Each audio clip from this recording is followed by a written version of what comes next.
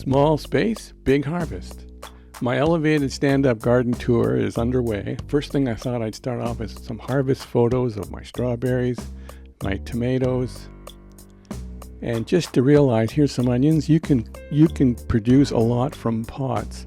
You may not think that there is a lot of bounty. Here's some potatoes, some purple potatoes, which are quite expensive, and my garlic has been just fantastic producers. Here's my end of September tomato things, and there I am, stand-up gardening. So this is old style gardening. I'm on my knees, I'm on my hands, I'm looking around for weeds. This is not sustainable. I got two cushions here and I got a special stool, and it's still not easy to here's a weed, gotta get it. There she goes. So I decided I can't see doing this for the next 20 years. I need a better way, and thus stand-up gardening is born. So stand-up gardening, I hope you can see the difference. Rather than have lettuce growing down on the ground, it's up here. You can pick the lettuce leaves off, right like that. And the 10-second taste test. Oh my heavens, that's crunchy. That's lovely.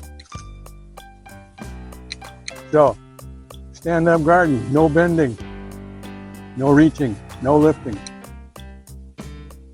Let's delve into it, and I'll show you before and after from all my little planting that I've been doing for the last few years.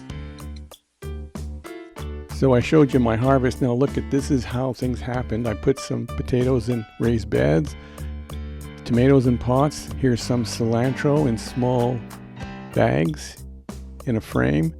Here's my greenhouse. You can see the lettuce on the one side, and here's when the cover's taken off.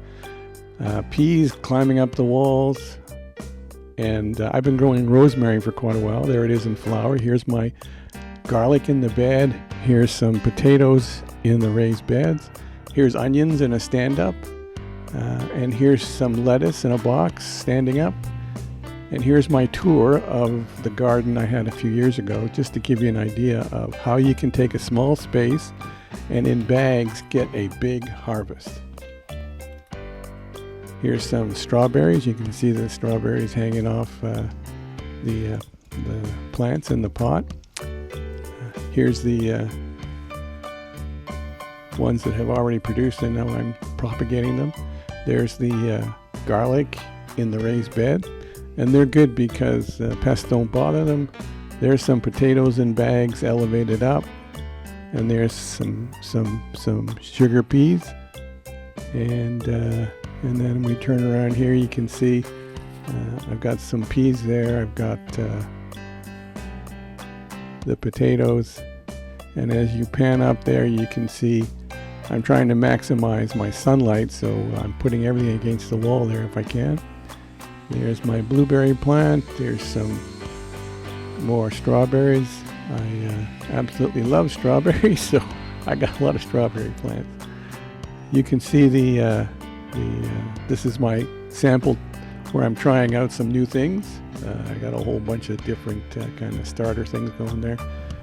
And then my pride and joy, my tomatoes. You can see I use part of the frame of the greenhouse to help support my tomato plants.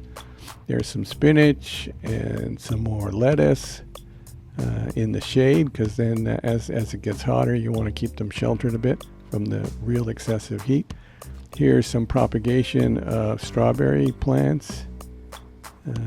You see the runners going into the new pots for next year. Strawberry plants only last a couple years, and you have to propagate them into new pots. I hope you enjoyed my tour of my stand-up garden from a few years ago to now, and we're going to see the progress as we go through month by month. The other thing I want to mention is I have other videos you can check out. I also have a subscribe button, and I'm going to do pest control next week, so look forward to that video coming up.